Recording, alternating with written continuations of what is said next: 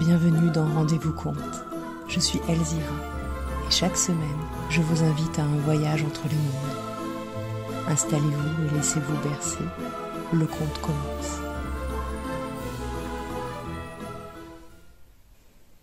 À la cour du roi d'Irlande.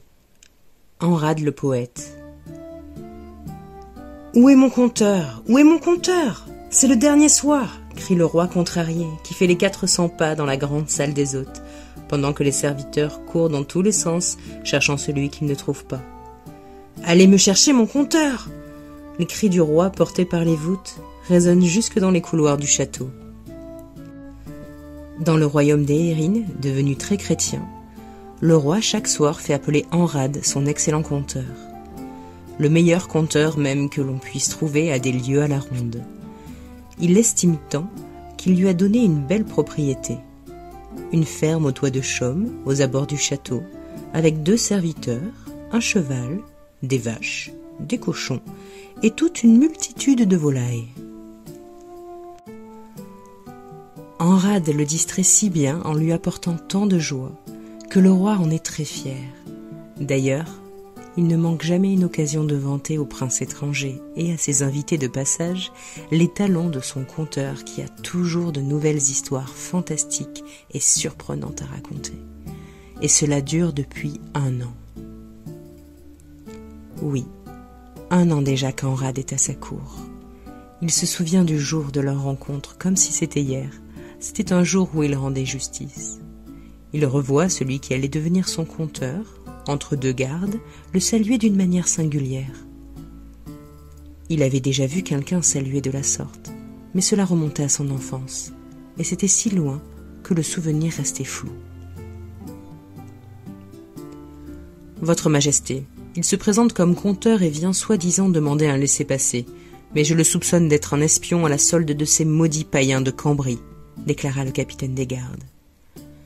« Que vas-tu faire chez les païens ?» demande le roi.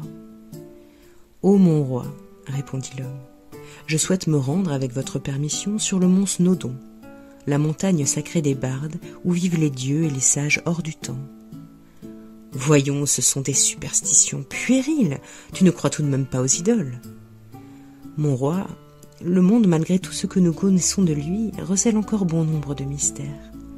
Il est un lac au mont Snowdon sur lequel flotte une île qui dérive sur l'eau comme un bateau.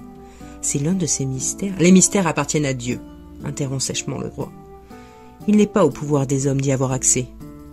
Voyant la lyre qui dépasse du sac que porte l'homme, le roi reprend. Alors tu serais l'un de ces parasites itinérants qui véhiculent la fausse croyance en les idoles? Oui et non, votre majesté, répond l'homme qui se met aussitôt à chanter.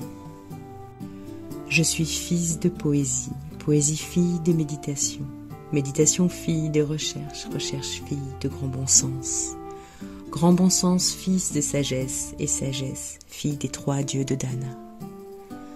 Réponds-moi clairement quand je te pose une question, dit le roi visiblement agacé, ou tu connaîtras les joies du cachot. En fait, je suis fils des flots de l'inspiration. Je parle latin, je sais lire les ogames. Je joue de la lyre, je suis tout simplement un conteur, un barde de la nature. Mon art appartient au vent, aux vagues et aux oiseaux, ainsi qu'à tous ceux qui souhaitent l'entendre. Appartenant jadis à la lignée des Philides, dissous par Patrick Lévesque, c'est le vent et les circonstances qui me mènent désormais, et c'est la générosité qui me nourrit, en échange de mon art. Et les dieux, selon notre vision spirituelle, représentent toutes les forces de la nature, à l'œuvre dans l'univers et en nous-mêmes. Ce ne sont point des idoles, mais j'admire votre grand livre sacré, qui contient la parole du Créateur et tout ce qu'il ne sait pas. Mais quel insolent! La Bible est la parole de Dieu et elle contient tout. Il n'y a rien qu'elle ne sache pas. Tu te prétends Philly, c'est impossible, tous ont disparu. Ils ne sont plus que poussière dispersée par le vent, interrompt de nouveau le souverain. Tu n'es qu'un imposteur, prouve tes dires. Seigneur, notre parole aujourd'hui est interdite. Les Philides, qui ne sont point entrés dans les ordres chrétiens, sont devenus comme moi des bardes libres et des conteurs. C'est le seul statut que la loi nous autorise désormais. Puisque vous me demandez des preuves, je suis heureux de partager avec vous la sagesse de nos anciens. Sire, laissez-moi vous conter une histoire. Bien. Alors tu te dis conteur. Connais-tu des histoires drôles? Certaines le sont, d'autres moins. Je connais toutes sortes d'histoires, Votre Majesté. Et même des histoires qui valent plus que de l'or. Plus que de l'or, comment est-ce possible? Oui, certaines de mes histoires scintillent comme des étoiles. Elles nous éclairent sur notre existence et peuvent nous sauver la vie. Alors soit.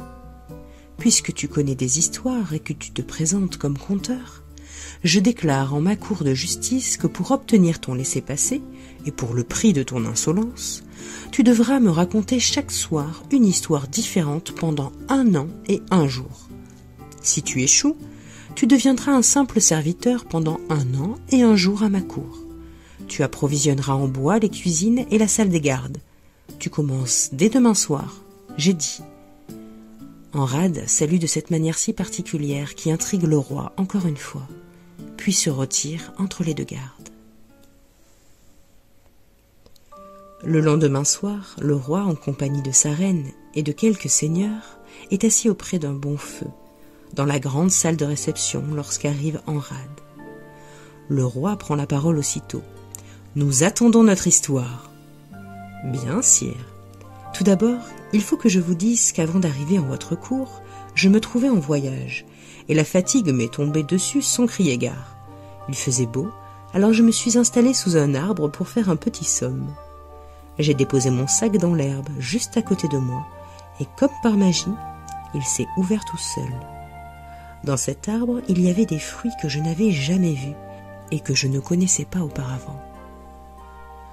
Quand je me suis réveillée, ces fruits étaient tombés dans mon sac, et ce sont ceux-là même que je partage avec vous aujourd'hui. Vous pouvez me dire que vous n'avez jamais goûté à ces fruits-là. Vous trouverez peut-être qu'ils ont un drôle de goût, mais ce sont des fruits de sagesse. Moi, j'aime la sagesse. Elle contient les pépites de la vérité. Quand on ne dit pas la vérité, alors on ment. Et moi, je ne suis pas un menteur, je suis un conteur. Ce soir, voici quelques histoires qui sont tombées dans mon sac.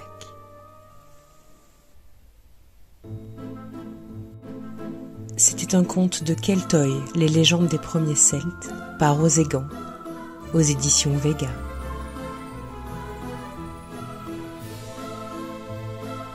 C'était votre rendez-vous conte avec Elzira. N'hésitez pas à vous abonner et à cliquer sur la cloche pour ne pas manquer les prochains épisodes.